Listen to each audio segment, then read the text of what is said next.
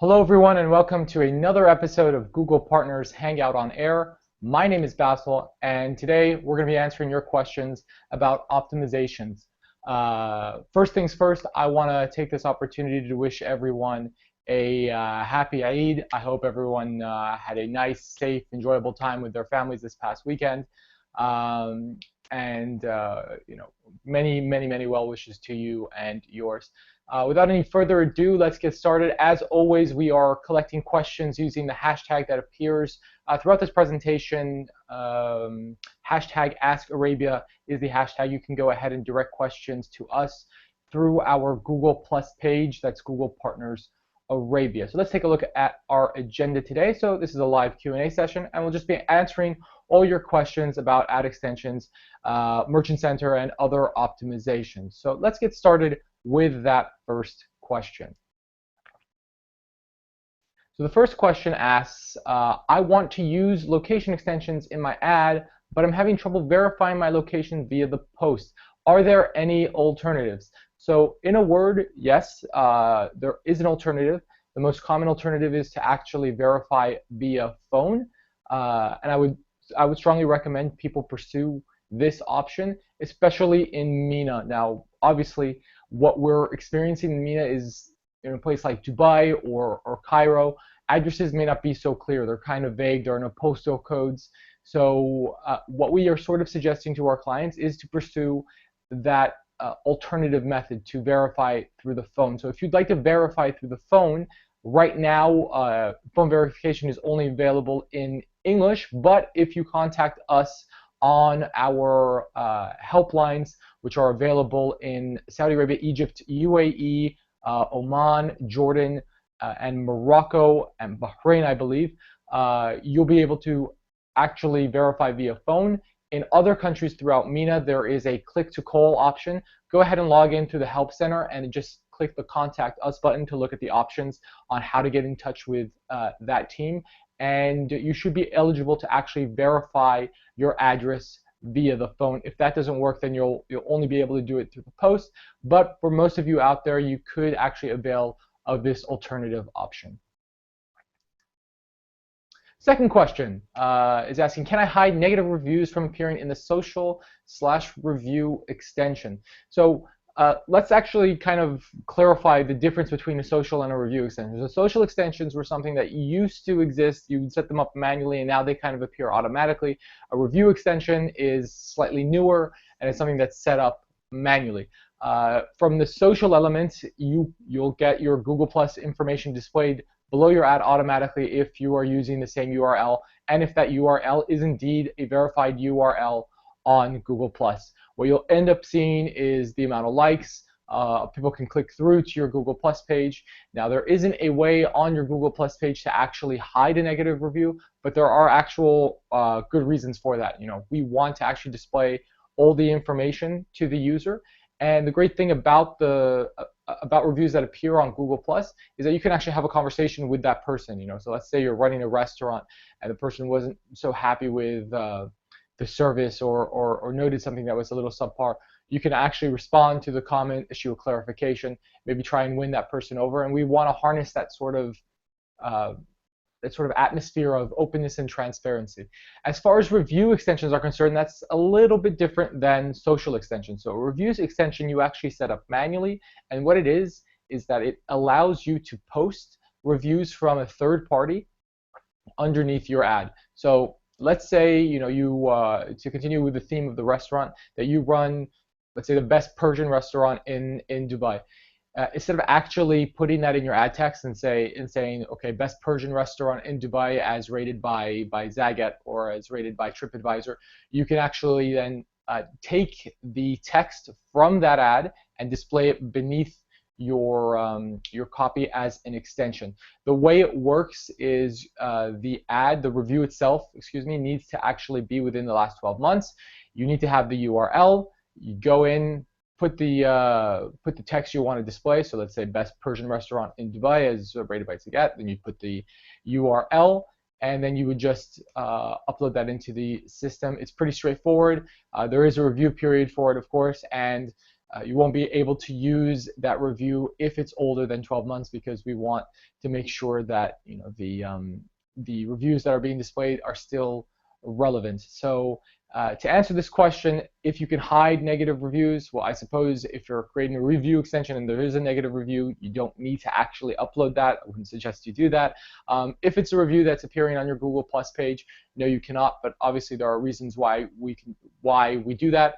And I always suggest to have an open and honest conversation with your users to see how you can improve and maybe address some of their concerns about your brand or product.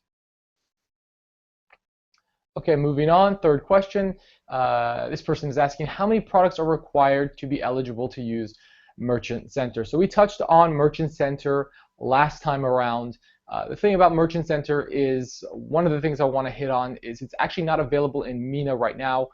This might change in the near future, but if you are selling a wide variety of products, and let's say you're exporting to the United States or Europe, I would strongly suggest you make use of a Merchant Center account. That said, to answer this question, if there's a minimum amount of products that are required to be eligible, no, there are not, but we have to, I think, kind of sit down and clarify who should be using a Google Merchant Center account. So if you're selling, 2, 3, 4, 5 products and there are no variations in the products, it probably doesn't make sense for you to use Merchant Center. Merchant Center are for e-commerce sites that are selling a wide variety of products, and within their wide variety of products, there's a lot of variation. So if we take a large clothing conglomerate like Zara, Zara is going to be selling clothing for men, clothing for women, clothing for children, things from Zara Home. If you just take the breakdown of clothing, one item might have 6 or 7 variations. There could be 4 different sizes, and for each size, one comes for men, the other is for women.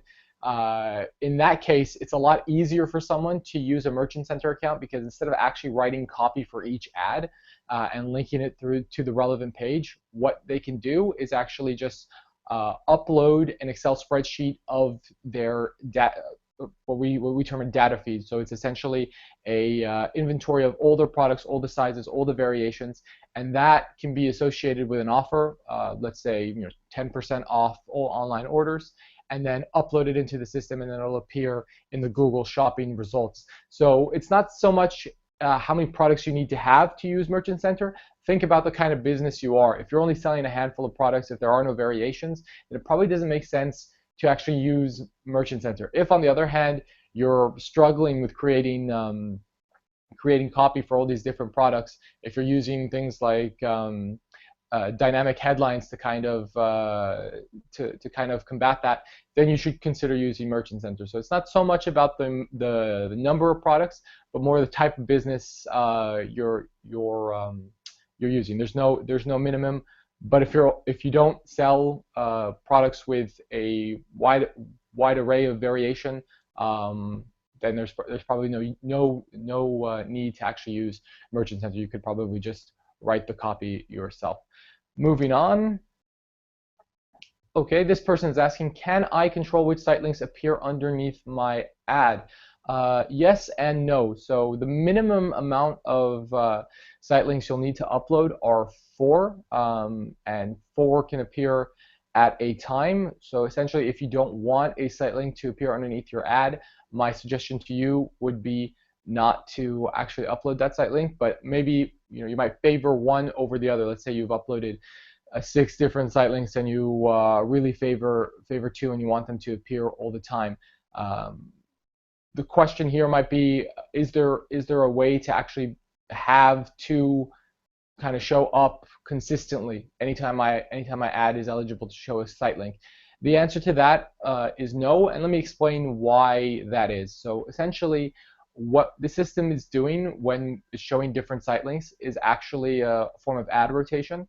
And when we rotate ads, we tend to favor the ad or the site link, or the clickable element within the ad by performance. So if you have, let's say, 2 site links that are doing really, really well, they're generating clicks, well, it makes sense for us and it makes sense for you to actually show the site link that's doing well. So I think in this case, you might want to take a step back and think about maybe not so much your preconceived notions about what you want to be showing, but actually take a step back and actually trust the data.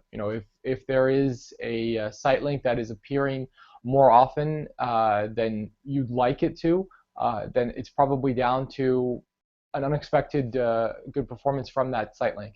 I think it's always good to kind of test things and start things out, but then while testing, it's good to also cast aside preconceived notions and actually trust the data there. If there's a site link that's appearing more often than you'd like it to, then it's probably down to good performance. If you don't want it to appear, you can obviously always delete that site link, and then it will no longer appear.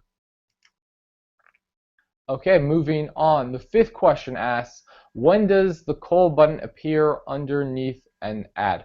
So essentially, the call button is only going to appear if you actually have the extension enabled. So if you have call extensions enabled within your AdWords account and the specific campaign or ad group here, then you'll be eligible to appear if the device actually has the ability to make a call. So in order for that call button to appear underneath an ad, it would need to be in a scenario where the person is searching on a device that can actually call you. The call button will never appear on, let's say, a desktop that has no ways of actually placing that call. So sometimes we do see a call extension appear with giving the person an option to make the call vis-a-vis Hangouts or vis-a-vis Skype. But that call button will never appear when the user is on a device that cannot call you. So it will only appear in scenarios where the user can actually go ahead and place that call. Okay, moving right along. Sixth question, should I use call out extensions in addition to site links? So just a brief clarification here, call out extensions are really, really clever. I'm a big fan of them. What they allow you to do is actually add additional text to your ad, and this can be really, really, really useful when thinking about seasonality. So obviously we just finished from a holiday period. Let's say in the past couple of weeks you wanted to advertise that you had a sale going on for Eid. You could say, Eid sale with the dates and give the people the offer instead of actually going and writing new ads for the occasion. And then you could schedule when you'd like that call out extension to appear. So you could have had it appear for 2 weeks and then deprecate it once that holiday season is over. So it's something that you should make use of because it allows you to manipulate your ads based on the time of season, based on the offer you want to actually advertise. Site links, on the other hand, are different. Site links actually give you the ability to direct users directly to pages you might think are relevant. So directly to a contact us page, directly to a page that might feature a product that you're trying to push. So they're really different. Call out extensions speak more to an offer. They're kind of extending that ad text. Site links are more complementary to the headline. You're getting people to click on links to get them to certain portions of the website that they may otherwise need to go through manually. They may need to kind of click around in your website. So yes, you should definitely use them both in tandem. It makes sense. If you do use both of them in tandem, it's not that like you'd experience something along the lines of interference between the two. Quite the contrary, they complement each other. So yeah, my advice to this person would be, yeah, go ahead and use them both. They both make sense, and they both will help in driving traffic to your website. Okay, penultimate question.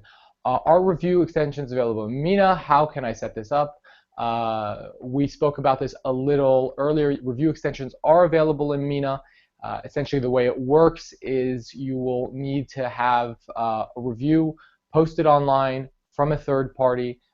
It needs to be written in the last 12 months in order for it to actually show underneath the ad.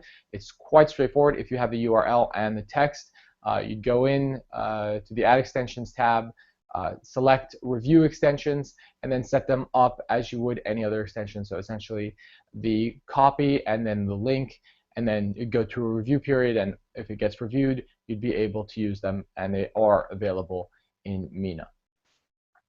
Okay, eighth question, and the final question for today. Where can I download or access an ad extensions report? So there's a couple of ways you can do this. If you're looking for automated extensions, the extensions that you didn't set up but are appearing automatically, something like the social extension that shows the amount of likes you got or the amount of plus ones you got, you can go ahead and download that from the ad extensions tab, and just click on extensions, and then you'll see in that drop down menu a automated extensions report for you to download. Alternatively, if you actually go to the ad group level and navigate to the far right, there is a small tab. It's just a downward facing arrow. If you click on that, that'll actually give you options to see all the information about your extensions and how they're performing. So pretty straightforward. You got two ways to do it. If you just want automated extensions, go ahead and go to the Add Extensions tab. If you're looking for a more exhaustive list of extension performance, what you can do is just go to the ad group or the campaign, go over to the sub-tab menu, navigate to the far right, click on that little arrow, and you'd be able to download it over there. Okay, so that does it for us. I want to thank everyone for attending. Be sure to tune in next month, October 5th, so next week, for our Hangout on Training on tools within the AdWords interface. As always, if you have any questions, please direct them to us using the hashtag that appears at the bottom of the screen right now, hashtag AskArabia on our Google Plus community, Google Partners Arabia. Really want to thank everyone for watching. Once again, happy Eid Mubarak, and hopefully we'll see you in the next one.